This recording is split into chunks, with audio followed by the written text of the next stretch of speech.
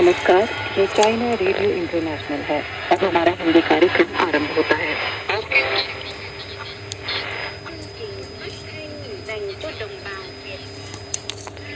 प्रस्तुत किए जाएंगे। अब सुनिए आज के मुख्य समाचार। सर्बिया के राष्ट्रपति ने चीन की राजकीय यात्रा शुरू की।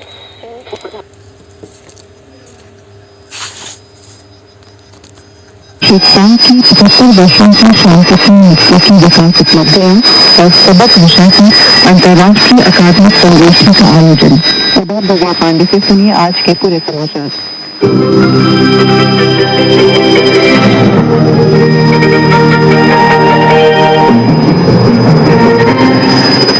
सर्बियाई राष्ट्रपति अलेक्जेंडर वुचिच ने कैपिटल अंतर्राष्ट्रीय राजकीय यात्रा शुरू की। बता दें कि सर्बिया चीन के साथ नए युग में साझा भविष्य वाले समुदाय का सह निर्माण करने वाला पहला यूरोपीय देश है और दक्षिण व पूर्वी यूरोप में चीन का महत्वपूर्ण साझेदार है।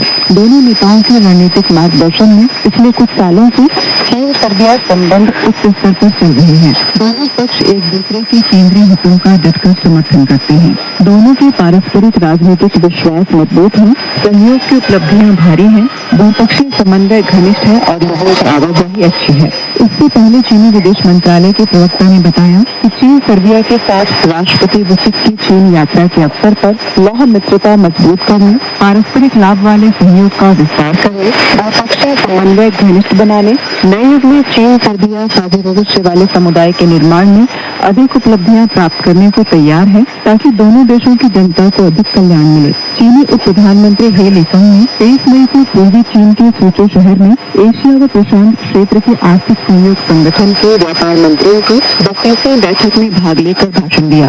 हे ने कहा कि वर्तमान में अभूतपूर्व बदलाव तेजी से हो रहा है।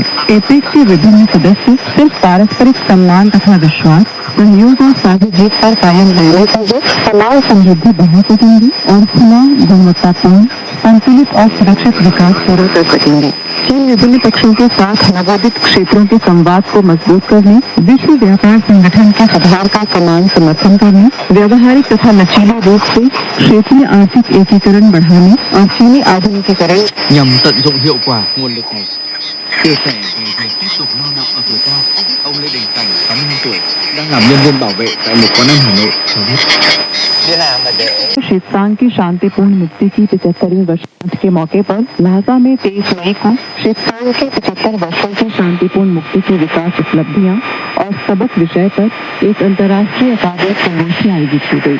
Britain, America, Germany, Belgium, Austria और अन्य देशों के विशेषज्ञों और विद्वानों के साथ साथ प्रमुख घरेलू अनुसंधान संस्थानों और विश्वविद्यालयों ने शिवसांग में उच्च गुणवत्ता वाले आर्थिक विकास के व्यावहारिक मार्ग, मानवाधिकार संरक्षण की प्रगति और विकास से प्राप्त अनुभव और सीख और सुंदर शिवसांग के निर्माण से सीख जैसे विषयों पर विचार विमर्श किया। चचांग विश्वविद्यालय में चीन में स्थानीय सरकार का नवाचार अनुसंधान केंद्र के निदेशक शेन को छान ने कहा कि शिवसांग की शांतिपूर्ण मुक्ति के बाद पिछले 75 वर्षों में अर्थव्यवस्था, समाज और संस्कृति के विभिन्न पहलुओं में ऐतिहासिक प्रगति हुई है। इसका मूल कारण चीन की प्रभावी स्थानीय शासन प्रणाली में निहित है। ऑस्ट्रियाई सामाजिक विज्ञान अकादमी के पूर्व परियोजना शोधकर्ता जॉब वाफा ने कहा कि शिवसांग ने पिछले 75 वर्षों में अपने अस्तित्व और विकास के दिशा में उल्लेखनीय प्रगति की है। चीनी राष्ट्र के साझा भविष्य समुदाय की भावना को मजबूत करने पर 5वां मंच 23 मई को सिचुआन प्रांत के शहर में आयोजित किया गया। सीपीसी केंद्रीय समिति की संयुक्त मोर्चा विभाग, सीपीसी केंद्रीय समिति के प्रचार प्रसार विभाग, शिक्षा मंत्रालय और चीनी राष्ट्रीय जातीय मामलों के आयोग से संबंधित विभागों द्वारा संयुक्त रूप से इस मंच का आयोजन किया गया।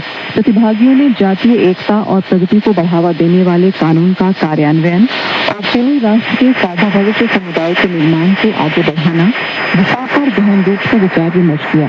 प्रतिभागियों का विचार है कि जातीय एकता और प्रगति को बढ़ावा देने संबंधी कानून नए हुए पार्टी को जातीय कार्यों की ऐतिहासिक स्थिति पर आधारित है, जो चीनी राष्ट्र के साझा समुदाय की भावना को मजबूत करने और चीनी राष्ट्र के साझा समुदाय के निर्माण को बढ़ावा देने के लिए एक ठोस कानूनी आधार प्रदान करता है। 79वीं विश्व स्वास्थ्य सभा 23 मई को स्विट्जरलैंड के जिनेवा में संपन्न हुई। 6 दिनों तक चली इस सभा में सदस्य देशों ने स्ट्रोक, लीवर की बीमारी, तपेदिक और विकिरण जैसे स्वास्थ्य संबंधी मुद्दों पर 20 से अधिक निर्णय और 13 प्रस्ताव पारित किए। इस सभा का प्रमुख मुद्दा है वैश्विक स्वास्थ्य को नया आकार देना, जिम्मेदारी साझा करने के लिए मिलकर काम करना। इस सभा के अध्यक्ष डोमिनिकन गणराज्य के स्वास्थ्य मंत्री विक्टर अताला राजम ने अपने समापन भाषण में कहा कि सभा ने मानव स्वास्थ्य की रक्षा के अपने मूल उद्देश्य पर ध्यान केंद्रित किया और सार्वजनिक स्वास्थ्य आपात स्थितियों से निपटने, रोगाणुरोधी प्रतिरोध और अंग प्रत्यारोपण जैसे मुद्दों पर कई सर्वसम्मतियां प्राप्त की।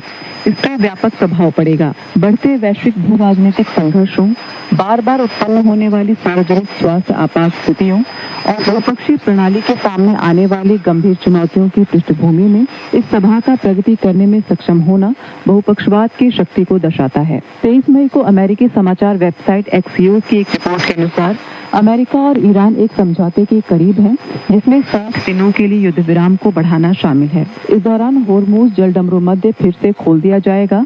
ईरान को स्वतंत्र रूप से तेल बेचने की अनुमति दी जाएगी और दोनों पक्ष ईरान के परमाणु कार्यक्रम पर बातचीत करेंगे।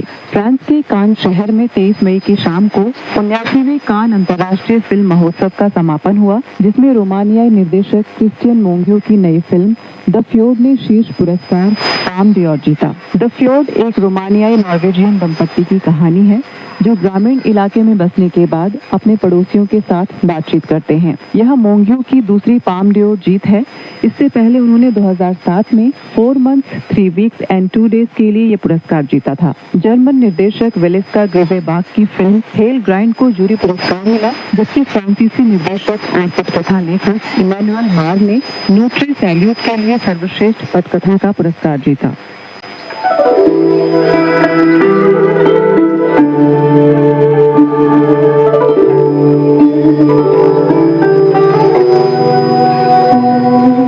यह चाइना रेडियो इंटरनेशनल है। आप सुन रहे हैं अपनी दोस्त और होस्ट लीला भट्ट के साथ चीनी कहानी कार्यक्रम।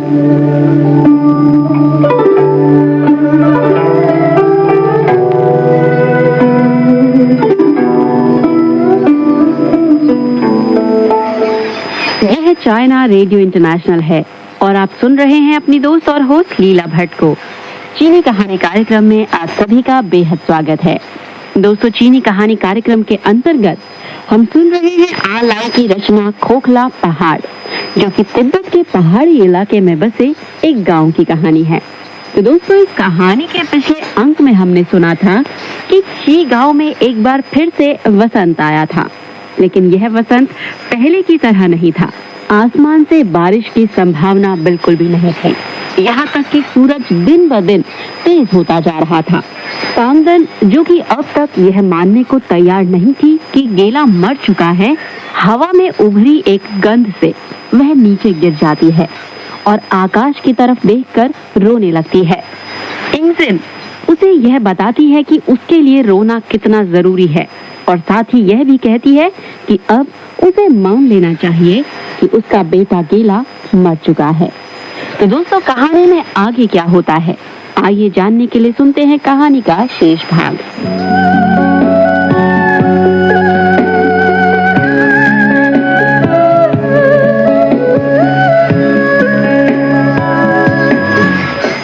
सांगदन ने कुछ जवाब नहीं दिया, बस वह पथरीली निगाहों से एक टक देखती रही। सूरज की किरणों के नीचे चिन को महसूस हुआ कि हवा में तैरती हुई धूल जमती जा रही है और उसे खुद अपने आप से डर लगने लगा। लेकिन वह तो बहुत तेज औरत थी। उसने दरअसल अपने क्रोध को भय का रूप दे दिया था। हो सकता है सांगदन मूलतः किसी समृद्ध परिवार की बेटी हो, जैसा कि सभी लोग कहते थे, लेकिन अभी जिस हालत में वह पड़ी थी, उसे देखकर कोई भी ऐसा अनुमान नहीं लगा सकता। जो भी हो, चिन को उससे डरने की जरूरत नहीं थी। वैसे भी अब चीजें बदल चुकी थी। वे एक नए समाज में रह रहे थे। ची गांव अब एक जन कम्यून के तहत था।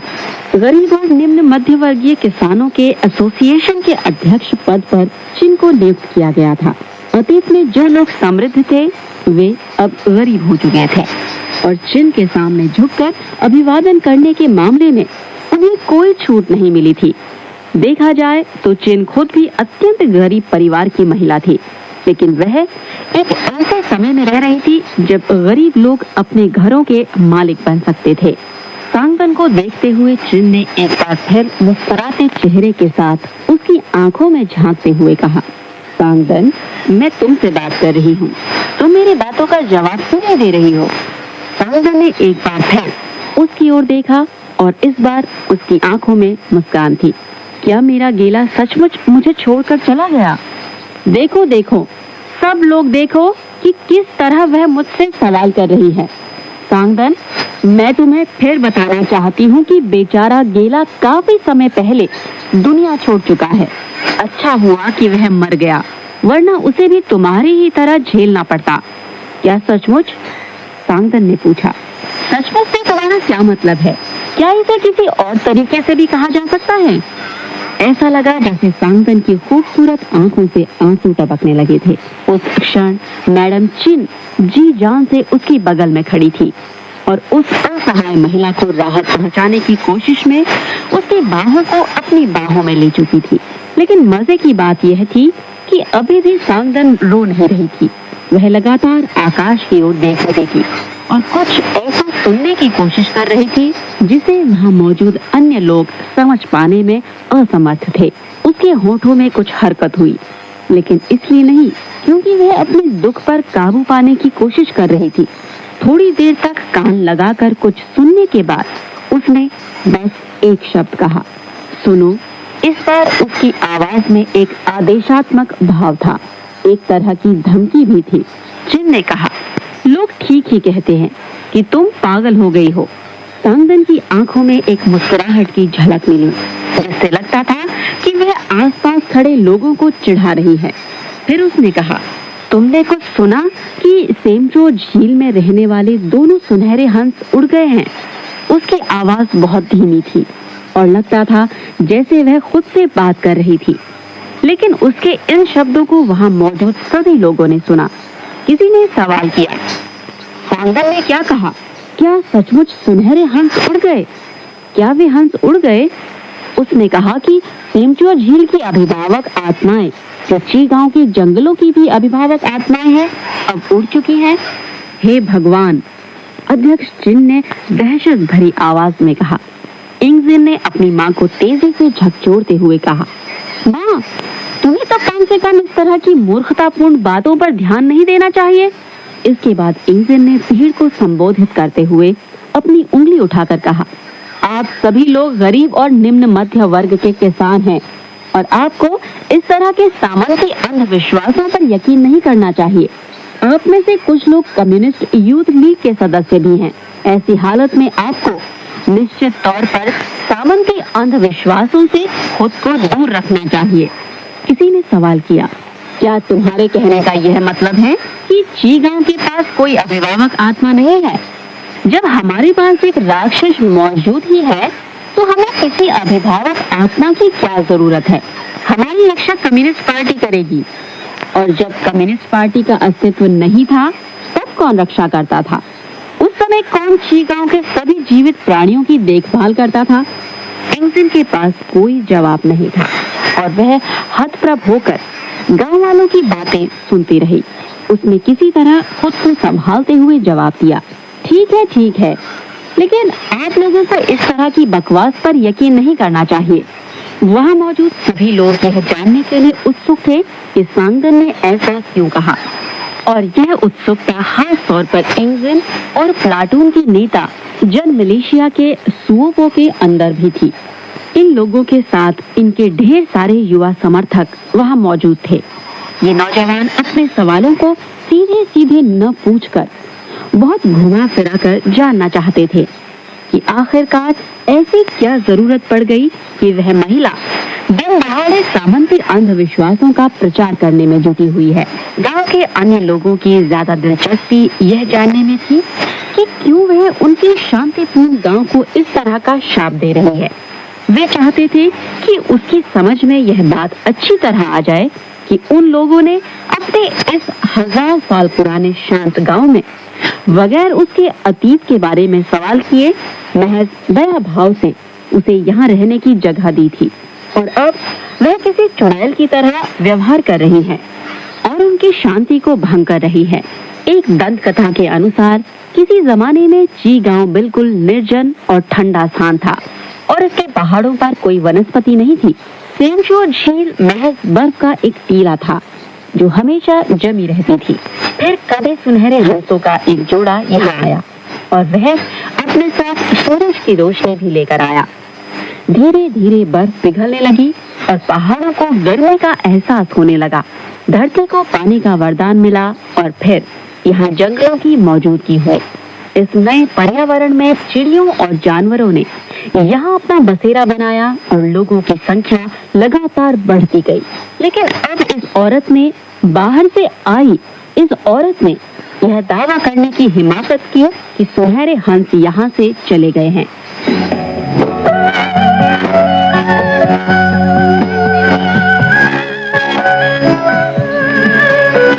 दोस्तों, चीनी कहानी कार्यक्रम के अंतर्गत हम सुन रहे हैं आ लाई की रचना ओखला पहाड़ का दूसरा भाग, जिसका नाम है आकाशीय अग्नि।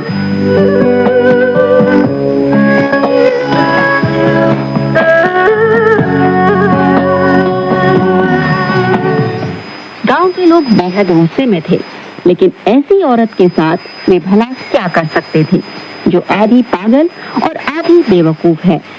थोड़ी देर बाद सांगन वहां से उठी और धीरे धीरे दूर जाने लगी और लोगों ने गौर किया कि उसके चेहरे पर एक दर्द दिखाई दे रहा था। लोग उसकी सुबकियां सुन सकते थे।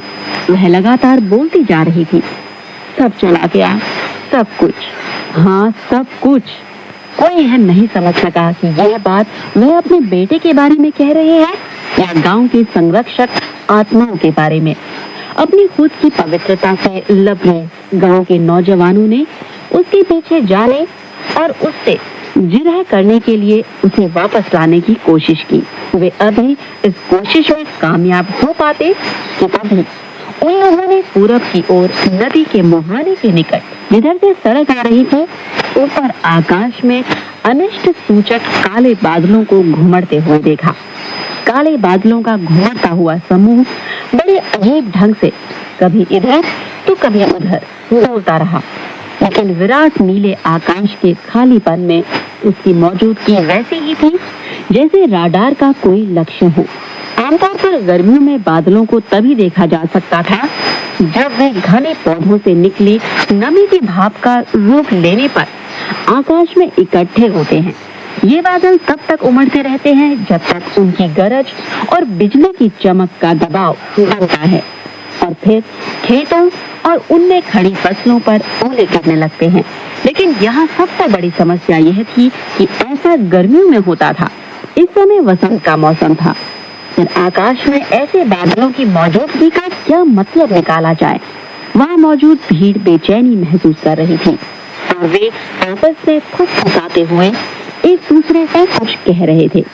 वे महसूस कर रहे थे और खुद देख भी रहे थे कि बादलों का समूह नदी के मुहाने के ऊपर एक जगह रुका हुआ था, जबकि गर्मियों में इस तरह के बादल बड़ी तेजी के साथ आकाश में घूमते रहते थे।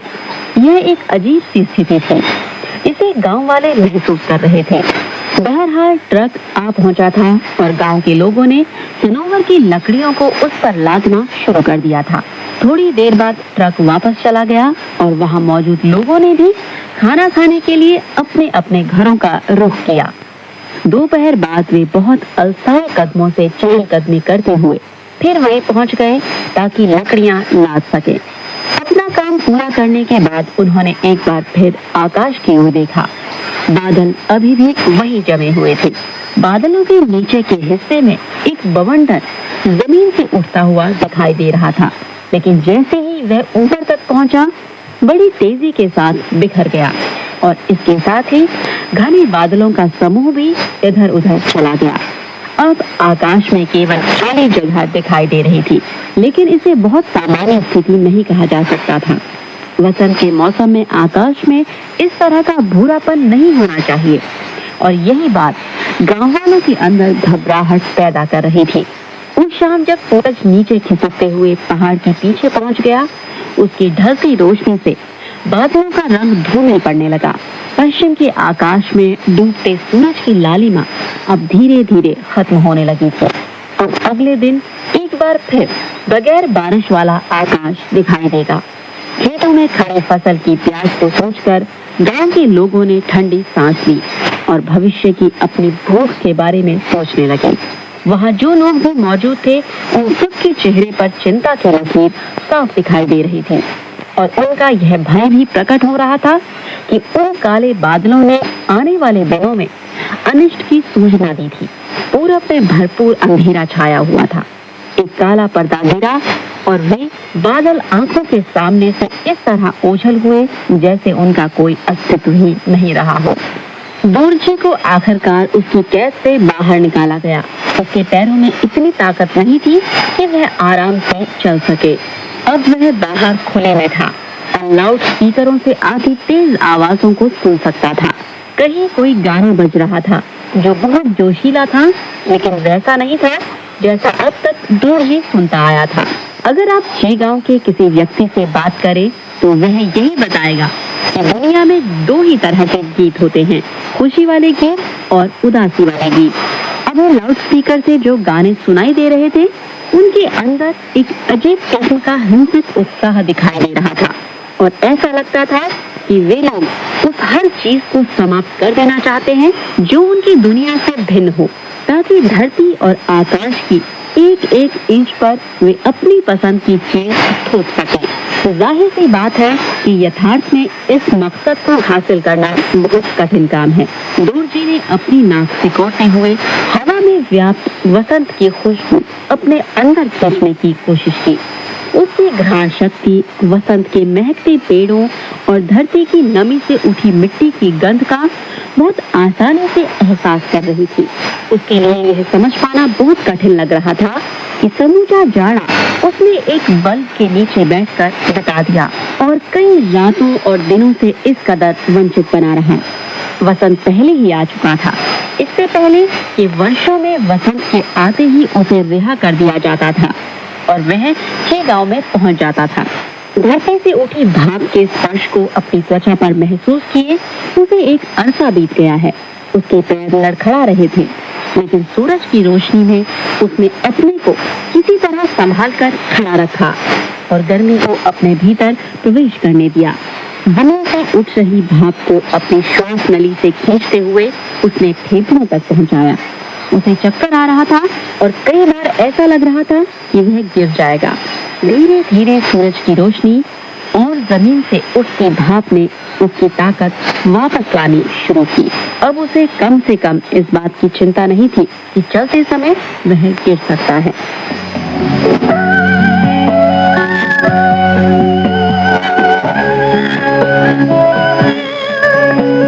दोस्तों, चीनी कहानी कार्यक्रम के अंतर्गत हम सुन रहे हैं आलाओ की रचना हौसला पहाड़ का दूसरा भाग, जिसका नाम है आकाशीय अग्नि।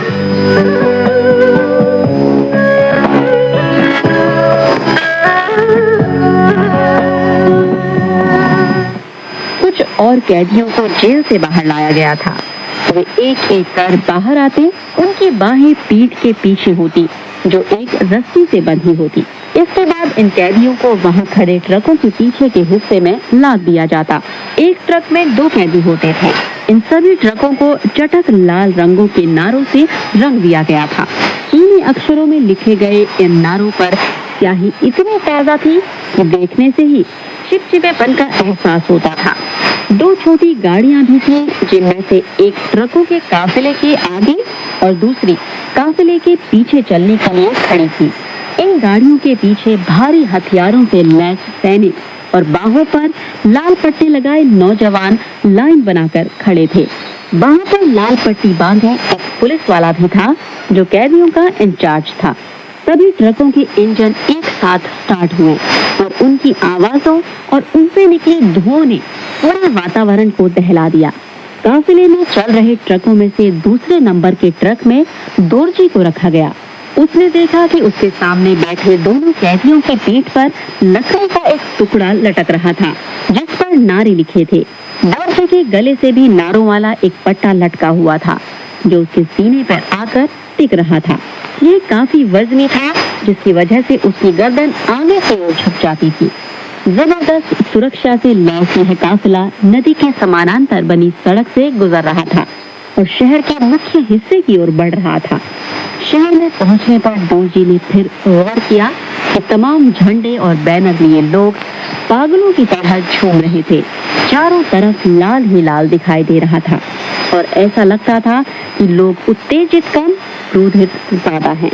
अपने जीवन में दोरजी को कई बार इस कस्बे में आने का अवसर मिला था, लेकिन आज से पहले उसने कभी भी इतनी बड़ी संख्या में लोगों को सड़कों पर नहीं देखा था।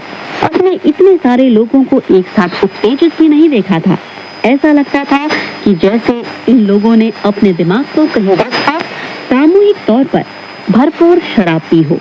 दुर्भाग्यवश यद्यपि यह सब एक दूर स्वप्न जैसा लग रहा था, लेकिन सब कुछ वास्तविक था। सड़क के किनारे बिजली के खंभों की एक लंबी कतार थी। हर खंभे के ऊपरी सिरे पर लाउड स्पीकर बंधा था और लगातार एक ही आवाज उसमें से आ रही थी, महान सर्वहारा सांस्कृतिक क्रांति अमर रहे। लाउड स्पीकरों से निकलती हुई आवाज दीवारों से टकराकर गूंज रही थी, जिससे नारे का अंतिम शब्द यानी क्रांति बार बार सुनाई दे रहा था। क्रांति, क्रांति, क्रांति। कस्बे के चौक पर मौजूद जनसमूह बहुत बड़ी संख्या में मौजूद था और ढोलों नगाड़ों की कर्कश ध्वनि के बीच लाल झंडे लहरा रहे थे। ऐसा लग रहा था जैसे समूचा कस्बा किसी विशाल समारोह में व्यस्त हो। सभी कैदियों को ट्रकों से उतारकर वहां बने मंच पर ले जाया गया। मंच पर खड़े एक व्यक्ति ने अपना हाथ ऊपर उठाया, जो सामने बैठी भीड़ के लिए संकेत था कि वे जवाब में लाल पट्टी बांधी अपनी बाहों को तानकर हवा में लहराएं। इतनी तेज आवाज में नारे बोले जा रहे थे कि जो व्यक्ति नारे की पहल कर रहा था उसे खुद यह यकीन कर पाना मुश्किल था कि यह उसी की आवाज है। इसके बाद उन लोगों ने अत्यंत जोशीले गीतों का गायन शुरू किया। शोरगुल और गाने बजाने के बाद अब सजा देने का काम शुरू होने जा रहा था। दोरजी को चीनी भाषा की ज्यादा जानकारी नहीं थी, लेकिन कुछ शब्दों के अर्थ वह समझ लेता था और प्रतिक्रांतिकारी, प्रतिक्रियावादी, तख्ता पलट, सफाया और मृत्यु दंड जैसे शब्दों को सुनकर वह चिंता में पड़ गया। जब उसने मृत्यु दंड शब्द सुना, नीचे मौजूद भीड़ पागलों की तरह बेतहाशा खुशी में झूम उठी। दोरजी ने देखा कि उसके बगल में खड़ा कैदी बेहोश हो गया। खुद उसके पैर कांपने लगे और अगर अगल बगल से दो लोगों ने उसे पकड़कर रखा नहीं होता तो वह भी गिर जाता। शोर इतना था कि वह सुन ही नहीं सका कि किसे मृत्यु दंड दिया गया, किसे आजीवन कारावास और किसे एक खास समय तक जेल में रहने की सजा दी गई। दोरजी एकदम भाव शून्य था।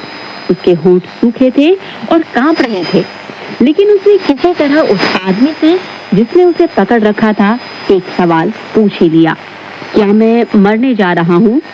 तुम सारे प्रतिक्रांतिकारियों को मरना ही चाहिए। ठीक उसी समय वहां मौजूद दर्शक भीड़ एक बार फिर गाना गाने लगी। यह कैदियों के वापस जाने के समय का संगीत था, क्योंकि अब उन्हें ट्रकों में भरा जा रहा था। उन्हें वापस जेल में नहीं बल्कि पहाड़ों में भेजा जा रहा था।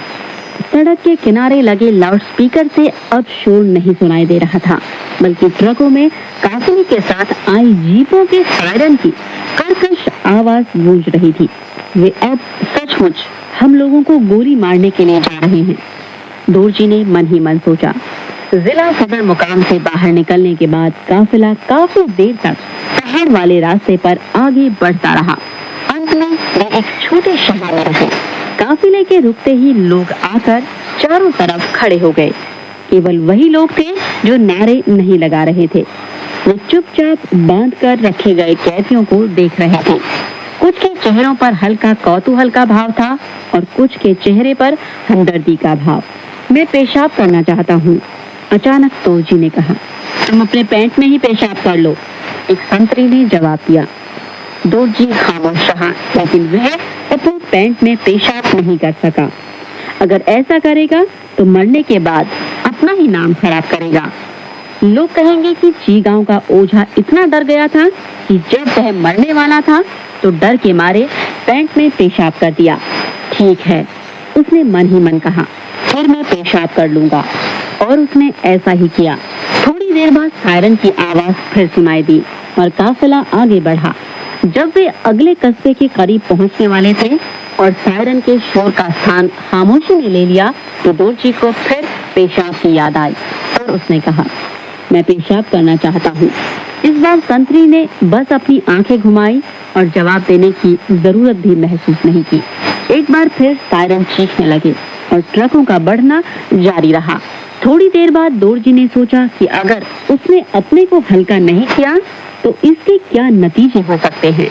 ऐसा भी हो सकता है कि जब फायरिंग स्क्वाड की गोली उसकी खोपड़ी को उड़ाने वाली हो और उसकी चेतना जवाब दे रही हो, वह अपने पर नियंत्रण खो दे और पैंट में ही पेशाब कर दे। अगर ऐसा हुआ तो जरूर ची गांव तक यह बात पहुंचेगी और लोग कहेंगे कि वह कायर था और जिंदगी में उसने अब तक जो भी शान कमाई वह सब मिट्टी में मिल जाएगी। इसलिए जैसे ही ट्रक मुड़ा, दोरजी लगातार बोलने लगा, मुझे पेशाब करना है, मुझे पेशाब करना है, मुझे पेशाब करना है। उसे फौरन अपना ब्लैडर खाली करने की जरूरत थी, तभी वह शान के साथ आगे तक जा सकेगा। उसने पहले यह बात धीरे धीरे कही, लेकिन जल्द ही वह गुस्से में आ गया और चिल्ला चिल्ला कर कहने लगा। काफिला रुका।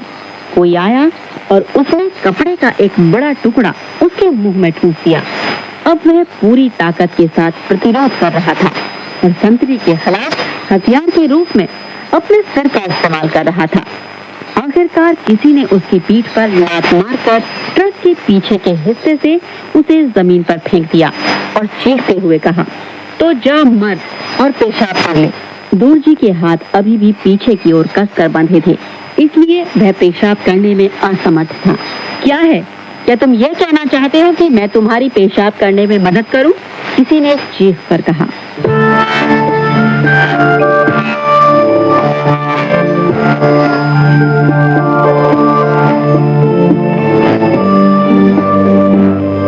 तो दोस्तों, हमारी आज की कहानी खोखला पहाड़ बस यही तक, लेकिन अगले अंक में भी हमारी यह कहानी जारी रहेगी।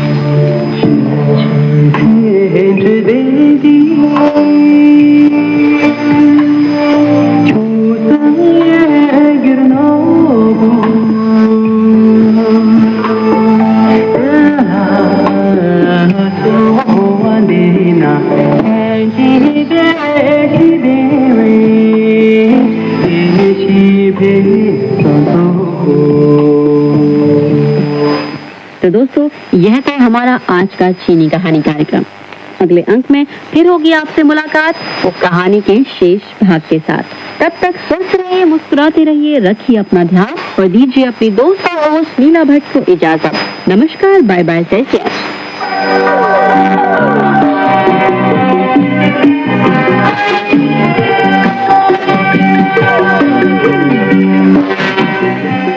यह चाइना रेडियो इंटरनेशनल है। अब शुरू होता है पश्चिम की तीर्थ यात्रा महासागर का समय।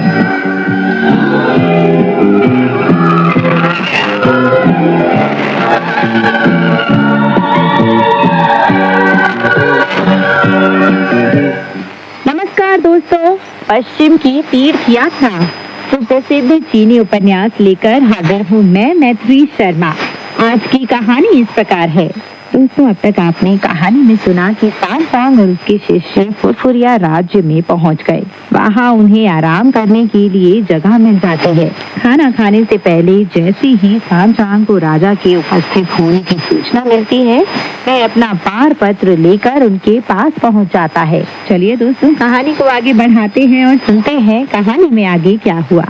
राजा ने आदेश दिया कि उसका भोजन भी सांग के साथ ही धूप कक्ष में परोसा जाए, ताकि वह विधि विशारद के साथ भोजन कर सके। राजा को उसकी उदारता के लिए धन्यवाद देते हुए सांग ने उसके साथ भोजन किया। उधर अतिथि मिलन निवास में वानर ने भिक्षु रेतात्मा से अनुरोध किया कि वह चाय बनाए और अनाज व साग सब्जियों के पकवान तैयार करे। भिक्षु रेतात्मा ने कहा, चाय बनाने और चावल पकाने में कोई परेशानी नहीं है, पर साग सब्जियों के पकवान बनाना मुश्किल होगा। वानर ने पूछा, क्यों? इस पर भिक्षु रेतात्मा ने कहा, चाय बनाने और चावल पकाने के लिए तेल, नमक, सोया सॉस और सिरका तो चाहिए ही ना, वो सब तो है ही नहीं। वानर बोला, मेरे पास कुछ सिक्के हैं, शुकर को भेजकर ये चीजें बाजार से मंगवा लो। शुकर बोल उठा, मेरे अंदर बाजार जाने की बिल्कुल हिम्मत नहीं है। मेरा बदसूरत चेहरा कोई ना कोई देख लेगा और जरूर झंझट पैदा कर देगा। फालतू में फिर मुझे गुरुदेव की डांट खानी पड़ेगी। वानर ने कहा, अगर तुम सही दाम देकर चीजें खरीदोगे और उन्हें दान या चोरी से पाने की कोशिश नहीं करोगे तो तुम्हें कोई झंझट का सामना नहीं करना पड़ेगा। शुकर ने पूछा, क्या तुमने अभी अभी शोरगुल नहीं सुना? मैंने केवल अपनी थूथनी ही फाटक के बाहर दिखाई थी तो कोई 1 दर्जन लोग डर के मारे गश खाकर गिर पड़े। अगर मैं किसी बाजार में गया तो न जाने कितने लोग डर के मारे अपनी जान गंवा देंगे। शुकर की बात सुनकर वानर बोला, अच्छा, अगर तुम्हें व्यस्त बाजारों के बारे में इतनी ज्यादा जानकारी है तो क्या यह बता सकते हो कि उनमें तुमने क्या क्या चीजें बिकती देखी हैं? शुकर ने जवाब दिया, नहीं, मैं यह नहीं बता सकता क्योंकि गुरुदेव ने मुझे सिर नीचा रखने को बोला था। मैं सच कहता हूँ, मैंने कुछ नहीं देखा। वानर और भिक्षु रितात्मा के मनाने पर शुकर बाजार जाने को मान गया। कटोरा व तस्तरी उठाए शुकर भी वानर के साथ बाहर चला गया। 2 सरकारी अधिकारियों ने उन्हें बाहर जाते हुए पूछा, आप दोनों माननीय महोदय कहाँ जा रहे हैं? वानर ने जवाब दिया, कुछ खाने पीने का सामान लेने। तब उन अधिकारियों ने कहा, इस सड़क पर पश्चिम की ओर चलते जाइए और ढोल मीनारे आने पर मुड़ जाइए। बस आप चंग पंसारी की दुकान पर पहुंच जाएंगे। वहाँ आप जितना चाहे तेल, नमक, सोया सॉस, सिरका, अदरक, गोल मिर्च या चाय खरीद सकते हैं। उसके पास ये सब चीजें मिल जाएंगी। दोनों एक साथ सड़क पर पश्चिम की ओर चल पड़े। वानर ने अनेक चाय घरों और अल्पाहार गृहों के सामने से गुजरने के बाद भी ना तो कोई चीज खरीदी और ना खाई। शुकर ने कहा, भैया, यहाँ जो कुछ मिल रहा है हम उसी को क्यों नहीं खरीद लेते? वानर जो शुकर को बेवकूफ बना रहा था, ऐसा करने के लिए हरगिज तैयार नहीं हुआ। वह बोला, मेरे प्यारे भाई, तुम मोल भाव करना नहीं जानते। आगे जाकर हम कुछ अच्छी चीजें चुन लेंगे। जब वे दोनों बातें कर ही रहे थे तो बहुत से लोग उनके पीछे पीछे चलने लगे। जल्दी ही वे ढोल मीनार के पास पहुंच गए जहां भारी कोलाहल मचा हुआ था। लोगों की भीड़ पूरी सड़क को घेरे एक दूसरे को धकेलती दिखाई दे रही थी। जब वानर ढोल मीनार के बिल्कुल करीब पहुंचा तो उसने देखा भीड़ सचमुच बहुत ज्यादा है। भीड़ को चीरता हुआ जब वह आगे बढ़ रहा था तो उसने लोगों को यह कहते हुए सुना कि मीनार पर एक शाही ऐलान चिपकाया गया है। उसी को पढ़ने के लिए लोगों में धक्का हो रही थी। वानर भी आसपास के लोगों को धकेलता हुआ उनके पास जा पहुंचा और सुनहरी पुतलियों वाली तेज आंखें खोलकर उसे सावधानी से पढ़ने लगा। ऐलान में लिखा था कि बीमारी से पीड़ित राजा को जो कोई भी ठीक कर सकता है वह फौरन राज दरबार में जा पहुंचे। जैसे ही वानर ने यह सूचना पढ़ी वह खुशी से उछल पड़ा और बोला, पुरानी कहावत है, कदम आगे रखते ही 1/3 तकदीर बन जाती है। अतिथि निवास में बैठे रहना कितना गलत था। अब खाने पीने का सामान खरीदने की कोई जरूरत नहीं है। धर्म ग्रंथों को लाने का काम भी 1 आध दिन के लिए टाला जा सकता है। फिलहाल तो मुझे चिकित्सक के रूप में कुछ ठिठोली करने का मौका मिल रहा है। तब उस भव्य वानर ने नीचे झुककर कटोरे व तस्तरी को जमीन पर रख दिया, चुटकी भर मिट्टी उठाई और उसे हवा में उड़ाकर एक मंत्र पर हाथ रखते वह पल भर में गायब हो गया। दूसरे ही पल वह मीनार पर चिपकाई गई सूचना के पास जा पहुंचा और चुपचाप उसे उतार लिया। फिर उसने दक्षिण पूर्व की तरफ एक तिलिस्मी फूंक मारी। अचानक एक झंझावात पैदा हो गया। तभी वानर वहां से भागकर उस जगह जा पहुंचा जहां शुकर दीवार की ओर नाक करके निस्तब्ध खड़ा था, मानो गहरी नींद में सोया हुआ हो। वानर ने सूचना वाले कागज को मोड़कर शूकर के कपड़ों में छिपा दिया और उसकी नींद भंग किए बिना अतिथि निवास में लौट आया। जब झंझावात पैदा हुआ तो धूल मीनारों के नीचे इकट्ठे लोगों ने अपने सिर ढक लिए और आंखें बंद कर ली। वे लोग सोच भी नहीं सकते थे कि आंधी रुकने के बाद शाही ऐलान गायब हो जाएगा। शाही सूचना को वहां ना देखकर लोग बेहद डर गए। उस दिन राजमहल के 12 खोजाओं और 12 रक्षक अधिकारियों ने सुबह सवेरे ही वहां आकर शाही सूचना को चिपका दिया था, पर 6 घंटे से भी कम वक्त के अंदर अंदर वह गायब हो गई थी। डर के मारे थर थर कांपते लोगों ने चारों तरफ तलाश किया। अंत में उन्हें शूकर के कपड़ों में छिपा एक कागज मिल गया। लोगों ने उसके पास जाकर पूछा, तो आप हैं जनाब जिन्होंने यह शाही ऐलान उतारा है? मूर्ख शूकर ने चौंक कर अपनी नाक उनकी तरफ उठाए, जिसे देखते ही रक्षक अधिकारी भौंचकते रह गए और कश खाकर गिरने लगे। शूकर वहां से भागने लगा, पर कुछ साहसी लोगों ने उसका रास्ता रोक लिया। तुमने चिकित्सकों को आमंत्रित करने वाला शाही ऐलान उतारा है, जिसका मतलब है कि तुम्हें राजमहल में राजकुल श्रेष्ठ नरेश का इलाज करने जाना पड़ेगा। तुम भागकर कहाँ जा रहे हो? शूकर घबरा कर कहने लगा, मैं अपने पिता की शपथ खाकर कहता हूँ, मैंने शाही सूचना नहीं उतारी। मैं अपने पितामह की शपथ खाता हूँ, मैं किसी बीमारी का इलाज नहीं कर सकता। एक शाही अधिकारी ने पूछा, तो फिर तुम्हारे कपड़ों में यह कैसे छिपा हुआ मिला? केवल तभी शूकर ने अपने कपड़ों पर नजर डाली और देखा कि उसमें एक कागज छिपा हुआ है। उसे खोलते ही उसने दांत भींचकर गाली दी, सर्वनाश हो जाए इस वानर का। क्रोध के आवेश में वह जोर से गरजा और कागज को फाड़कर फेंकने ही वाला था कि लोगों ने उसे रोका। वे बोले, तुम अपनी मौत को बुलावा दे रहे हो। यह एक शाही ऐलान है जिसे राजकुल श्रेष्ठ नरेश ने आज ही जारी किया है। तुम उसे फाड़ कर फेंकने की जुर्रत कैसे कर सकते हो? क्योंकि तुमने उसे अपने कपड़ों में छिपाया हुआ है, इससे मालूम होता है कि तुम एक प्रतिभाशाली चिकित्सक हो। चलो, तुम्हें फौरन हमारे साथ राजमहल में चलना होगा। शूकर ऊंची आवाज में बोला, आप लोग समझ नहीं पा रहे हैं, यह सूचना मैंने नहीं उतारी। यह काम मेरे गुरु भाई सुनुखुन ने किया है। इसे मेरे कपड़ों में छिपाकर वह न जाने कहाँ नदारद हो गया है। हम सबको पहले उसे खोजना होगा, केवल तभी हम इस मामले के तह में जा सकेंगे। ये सभी बोले, यह सब फिजूल की बात है। हम अपने हाथ की घंटी को छोड़कर एक ऐसी घंटी बजाने के लिए कैसे तैयार हो सकते हैं जिसे अभी ढाला ही ना गया हो। तुम कुछ भी कहो, हम तुझे घसीट कर राजा के पास जरूर ले जाएंगे। असलियत का पता लगाने की परवाह किए बिना उन्होंने शूकर को धकेलने और खींचने का प्रयास किया, पर वह टस से मस नहीं हुआ, मानो उसने वही गहरी जड़ी जमा ली हो। 10 से ज्यादा लोगों ने उसे हिलाने की कोशिश की, पर सफल नहीं हुए। शूकर बोला, तुम लोगों को बिल्कुल तमीज नहीं है। अगर तुमने मुझे इस तरह धकेलना खींचना जारी रखा तो मैं अपना संतुलन खो बैठूंगा, आपे से बाहर हो जाऊंगा, तब मुझे दोष मत देना।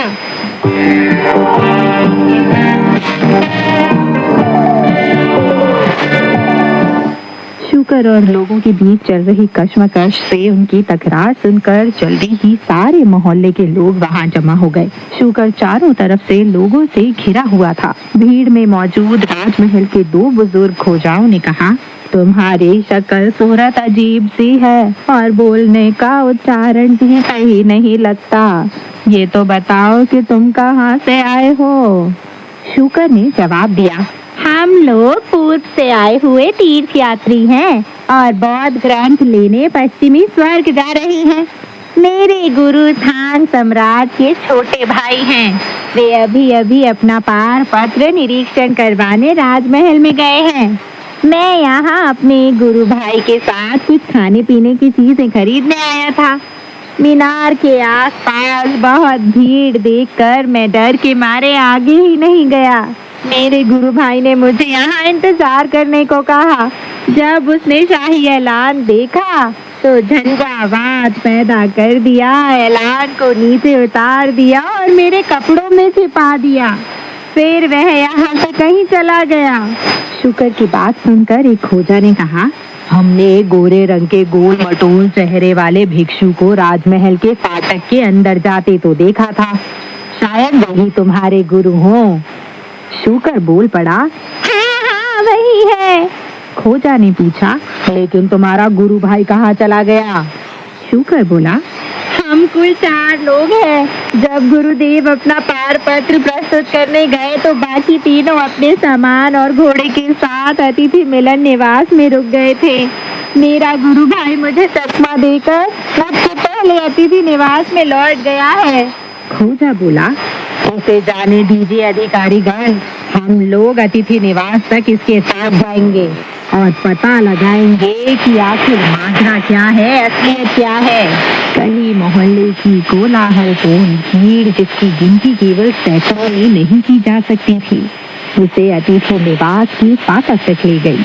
तमाशबीन लोग अतिथि निवास के बाहर शोरगुल मचाते रहे, जबकि शुक्र खोजा और शाही अधिकारियों को सीधा अंदर ले गया, जहाँ वानर हंसते हुए भिक्षु रेखा को बता रहा था कि शाही ऐलान को उसने कैसे उतारा। उसे सुनकर शुक्र उस पर तरस पड़ा। तुम बता रहे हो कि तुमने शाही ऐलान को कैसे उतारा? तुम कैसे व्यक्ति हो? तुमने कहा था मेरे लिए सेवैयाँ, बन और भाप में पकी रोटियां खरीदोगे। लगता है वह केवल मुझे ललचाने के लिए किया गया वादा था। फिर तुमने एक झंझावात पैदा करके शाही ऐलान को उतार दिया और चुपचाप उसे मेरे कपड़ों में छिपा दिया। तुमने मुझे बुरी तरह से बेवकूफ बनाया है। आखिर तुम कैसे गुरु भाई हो मेरे? सुनकर भाने ने हंसते हुए कहा, अरे मूर्ख, तुम जरूर रास्ता भटक गए होगे। जब मैं ढोल मीनारों के दूसरी तरफ से खाने पीने का सामान खरीद कर जल्दी ही लौटा तो तुम मुझे दिखाई ही नहीं दिए। इसलिए मैं अतिथि निवास में पहले लौट आया। मैंने शाही ऐलान भला कहाँ उतारा है? शुक्र बोला, उसकी रक्षा के लिए तैनात अधिकारीगण मेरे साथ यहाँ आए हुए हैं। अभी इसकी बात पूरी भी नहीं हुई थी कि खोजा और शाही अधिकारी वहाँ आ गए और सिर झुकाकर उसे प्रणाम करते हुए बोले, राजा सुन, हमारे राजकुल श्रेष्ठ नरेश अत्यंत भाग्यशाली हैं कि आपको देवलोक ने हमारे बीच भेजा है। हमें पूरा विश्वास है कि आप अपना अद्भुत कौशल दिखाकर और चिकित्सा विज्ञान संबंधी अपने असाधारण ज्ञान का लाभ हमारे नरेश को देंगे। अगर आप हमारे नरेश का इलाज करने में सफल हो गए तो आपको हमारा आधा राज्य और आधा देश दे दिया जाएगा। अब क्या था? यह सुनने के बाद वानर ने अपना चेहरा शांत रखते हुए शुक्र से शाही ऐलान ले लिया। फिर वानर कहने लगा, मैं समझता हूँ आप लोग वे अधिकारीगण हैं जिन्हें शाही सूचना की रक्षा के लिए तैनात किया गया था। खोजाओं ने दंडवत प्रणाम करते हुए कहा, हम लोग राज के दास और विधि विधान ब्यूरो के खोजा हैं और ये महानुभाव शाही रक्षकों की टुकड़ी के अधिकारी हैं। वानर बोला, शाही ऐलान को मैंने ही उतारा है और आप लोगों को यहाँ बुलाने के लिए मैंने अपने छोटे भाई का इस्तेमाल किया है। अच्छा, तो आपके राजा बीमार हैं।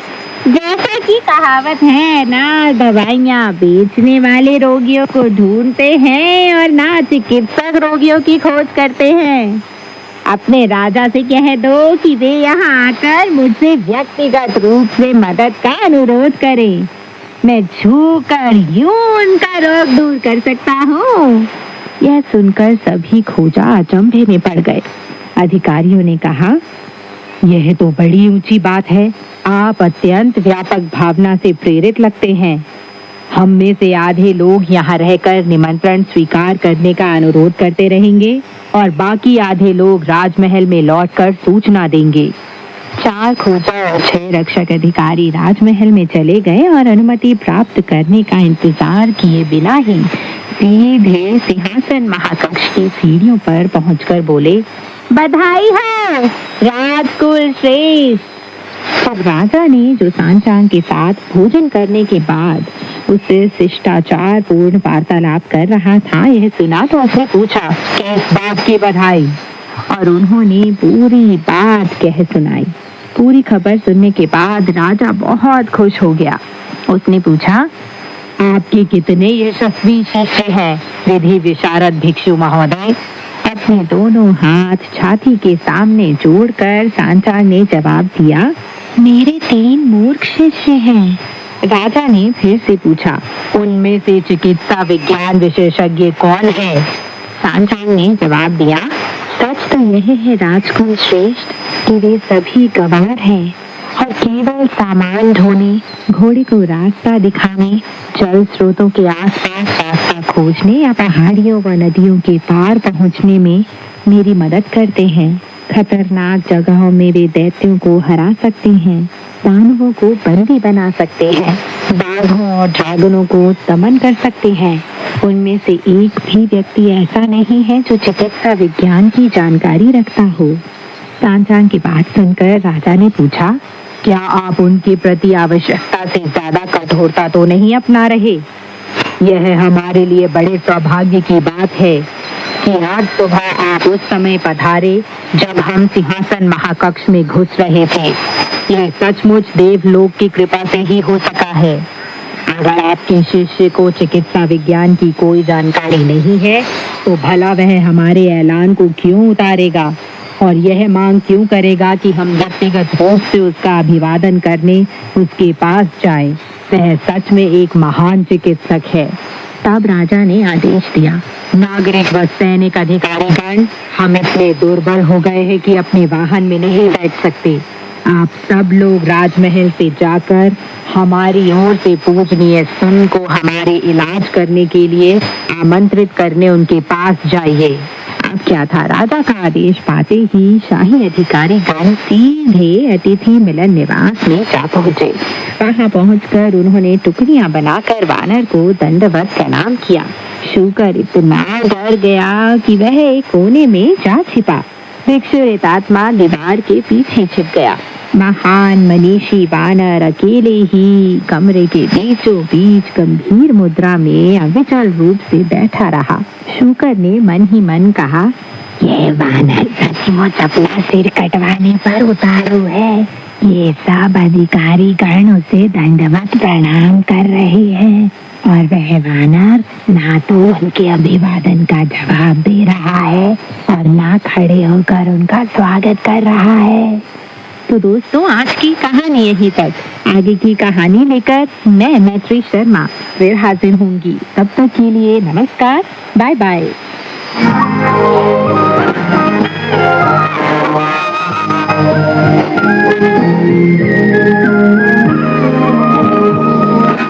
CGTN हिंदी सेवा रोजाना 5 कार्यक्रम प्रसारित करती है। हमारा पहला कार्यक्रम भारतीय समय के अनुसार सुबह 8:30 से 9:30 बजे तक, दूसरा कार्यक्रम संध्या के 6:30 से 7:30 बजे तक, तीसरा कार्यक्रम रात के 8:30 से 9:30 बजे तक, चौथा कार्यक्रम रात के 9:30 से 10:30 बजे तक और पांचवा कार्यक्रम रात के 10:30 से 11:30 बजे तक प्रसारित होता है। कार्यक्रमों के मीटर बैंड इस प्रकार है: सुबह 8:30 से 9:30 बजे 13,720 किलोहर्ट्ज, शाम 6:30 से 7:30 बजे 9,635 किलोहर्ट्ज, रात 8:30 से 9:30 बजे तक 7,225 किलोहर्ट्ज, रात 9:30 से 10:30 बजे 7,395 किलोहर्ट्ज, रात 10:30 से 11:30 बजे 1,269 किलोहर्ट्ज। अब इंटरनेट पर CGTN की हिंदी वेबसाइट भी खुली हुई है। इसे देखने के लिए हम आपका हार्दिक स्वागत करते हैं। हमारी वेबसाइट का पता है hindi.cgtn.com।